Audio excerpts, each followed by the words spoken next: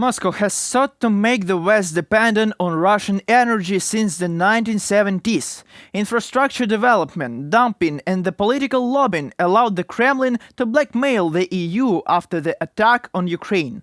They say that you will help Ukraine, you will freeze without Russian gas.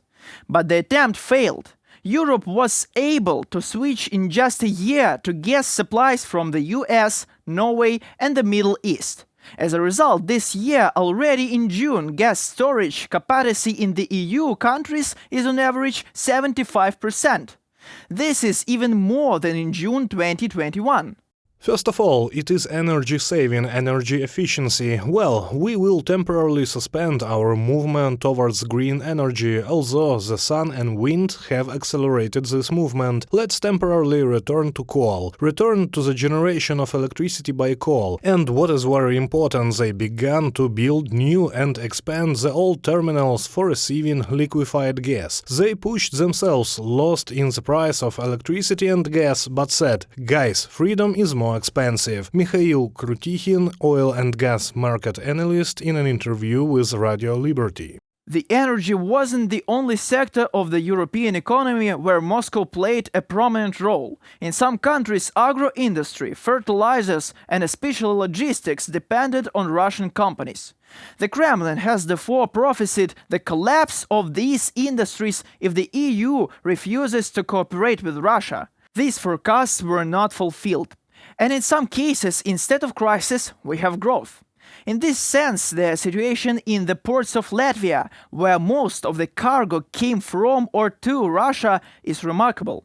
The country supported the sanctions and gave up the partnership with Moscow. And contrary to expectations, cargo turnover in Latvian ports increased by 15%. На наших глазах происходит. We are witnessing a transformation, a reformatting of all transport, energy and logistics chains. That is, what they will be in the end, we do not know. But I think that without Russian resources, without Russia's toxic dependence on raw materials, Europe will be much safer. Let's not forget that after the war, the Ukraine-EU partnership, in the future it will be a single whole of Europe. In the European Union, one country consistently opposes the Brussels policy. I'm talking about Hungary. In 2022, the country's trade with Russia increased by 80%. And more than 80% of Hungary's gas and crude oil came from Russia. Surprisingly, the country has the highest level of corruption among EU members. And the level of democracy is steadily declining. Because of this, Budapest regularly comes into conflict with Brussels and recently lost a trial against the European Commission in a case about the rights of immigrants. As a result, the EU has been suspended Hungary's subsidies for a year and a half, demanding reforms. Therefore, inflation in the country is rising. Now it is about 10%. The attempt to close the holes in the budget with Russian money does not justify itself, nor in the current state of the Russian economy encouraging.